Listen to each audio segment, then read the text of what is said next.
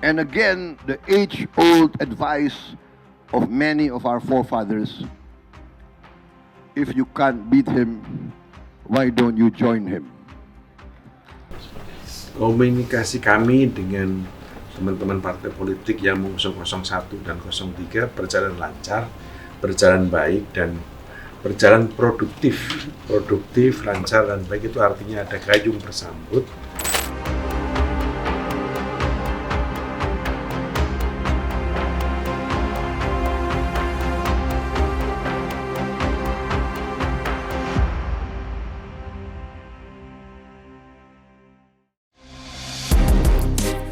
Eksekutif Co-Kapten Timnas Amin, Sudirman Said mengaku mendengar ada bisik-bisik soal menggabungkan kekuatan partai-partai di Indonesia ke satu koalisi besar secara permanen.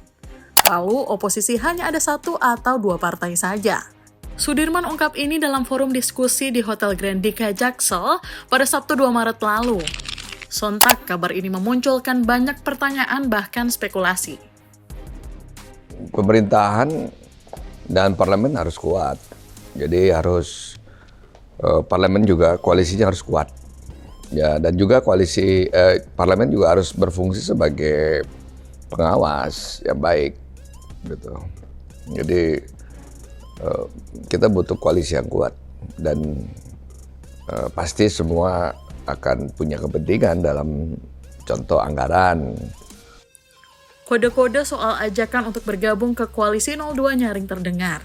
Mulai dari Jokowi yang bertemu Surya Paloh di istana usai pencoblosan, lalu aktifnya komunikasi Sekjen Gerindra dengan partai-partai non-pengusung, hingga Prabowo yang beberapa kali mempertegas soal tak ada salahnya bergabung dengan musuh, seperti yang ia lakukan pada 2019 lalu.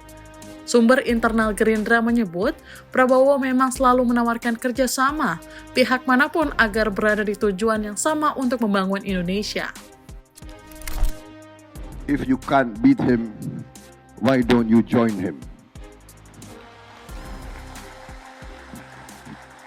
Especially if he offers and asks and invite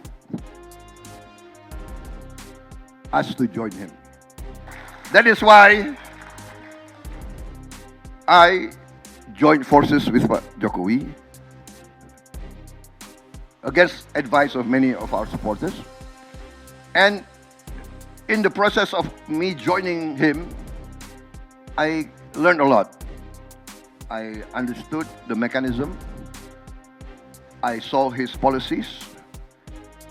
His policies, what we call is keberpihakan. Pembentukan koalisi besar tak semata hanya bertujuan untuk membangun negara. Tentu ada beragam kepentingan di baliknya.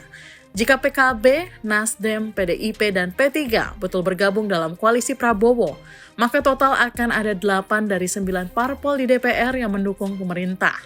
Namun apabila koalisi besar terbentuk, pengawasan terhadap pemerintahan dikhawatirkan ikut mengendur. Lalu lebih jauh, sudah bisa dipastikan seluruh program kehendak pemerintahan kelak akan mulus tanpa konfrontasi dari pihak manapun. Pengamat politik Pangi Syarwi menyebut banyak partai yang tak kuat untuk berada di oposisi sebab berkaitan dengan dana. Karena pertama, kere ya, kedua duafa, yang ketiga nggak ada program, nggak ada kebijakan, nggak ada, yang kemudian kasus hukum. Biasanya partai oposisi selalu dikulik-kulik oleh kejaksaan, oleh KPK, oleh Kapolri ketika berada di luar pemerintahan. Nah, partai-partai yang biasanya kalah, niat mereka satu saja, apa yang mereka cari yaitu official seeking, ya, pemburu rente, mencari kekuasaan. Jadi kalau bergabung ke koalisi pemerintah, pertama memburu rente, official seeking, cari jabatan. Nah, kemudian bergabung ke pemerintah adalah supaya mereka bisa menguasai parlemen, termasuk semangat menguasai DPR. Tapi kalau gabung ke pemerintah, nanti mereka bisa menjadi pemburu rente. Karena kartelisasi partai, kartel itu kan intinya orang berminat ya masuk ke pemerintahan itu menjadikan sumber APBN, keuangan negara itu sebagai komoditas politik, jadi sapi perahan. Jadi partai hidup dari uang negara. Jadi partai yang nggak di partai oposisi biasanya kan nggak ada uang negara di situ mereka bisa ambil. Maka mereka jadi partai duafa, partai kering, nggak ada program, nggak ada kebijakan. Makanya memang nggak semua orang tahan jadi oposisi, karena memang miskin gitu. Nah, kalau dia gabung ke pemerintah, ya pemburu rentenya dapat, jabatan kekuasaan dapat, secara hukum aman. Selain pengawasan yang dikhawatirkan melemah, pembentukan koalisi besar disinyalir juga untuk menggemboskan wacana hak angket. Hak angket hingga kini hanya sebatas isapan jempol. Kemana partai-partai yang berkoar di awal akan dorong hak angket? Satu sisi berbicara soal menunggu hasil rekapitulasi KPU, satu sisi sebut sudah komunikasi hingga tanda tangan namun belum bergulir. Banyak hal yang akan dibahas sebetulnya. Cuma untuk angket saja itu maju mundur kayak sehari ini. Muncul lagi dari PDIP yang kita anggap PDIP ini kan buka jalan nih. Harapan itu ada PDIP, ketua DPR-nya PDIP. Harapan kita PDIP itu kan agak nekat, agak berani sekalian gitu.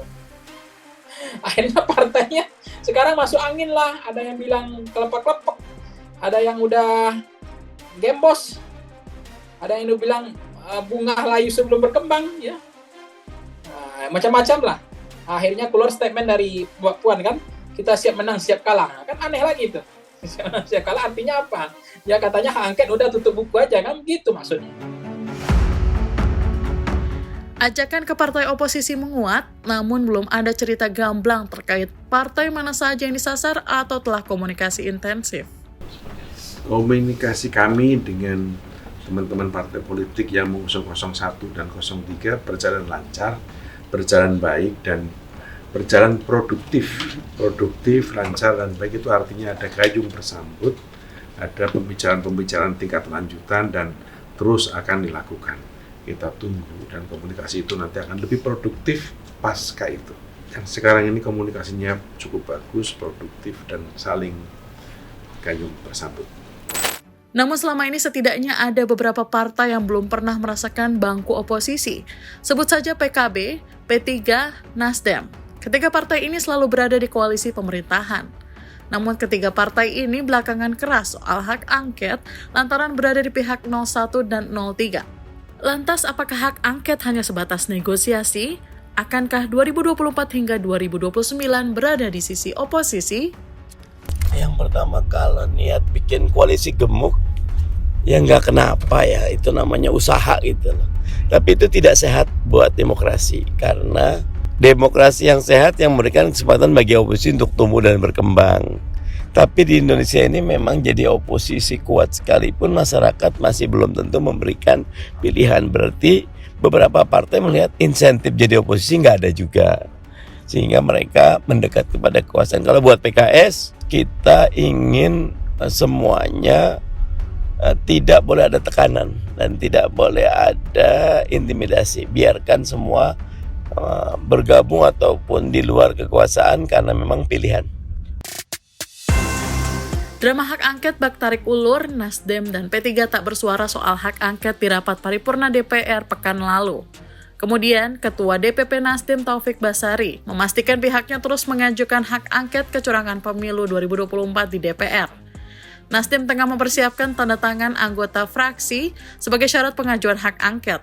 Bahkan politikus Nasdem Irma Suryani Chaniago mengatakan pihaknya pasti akan menggulirkan hak angket di DPR meski tanpa PDIP. Itu untuk tanda tangan saja, 25 orang, 2 fraksi, nggak jadi-jadi itu barang sampai sekarang.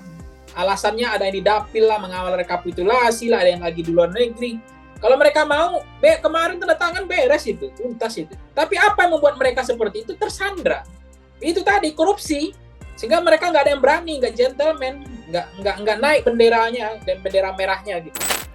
Keberhasilan program paslon terpilih Prabowo Gibran memang tak bisa lepas dari peran DPR sebagai pengawas anggaran. Maka tak heran koalisi besar diperjuangkan. Menurutmu koalisi besar tepat atau tidak diterapkan di Indonesia?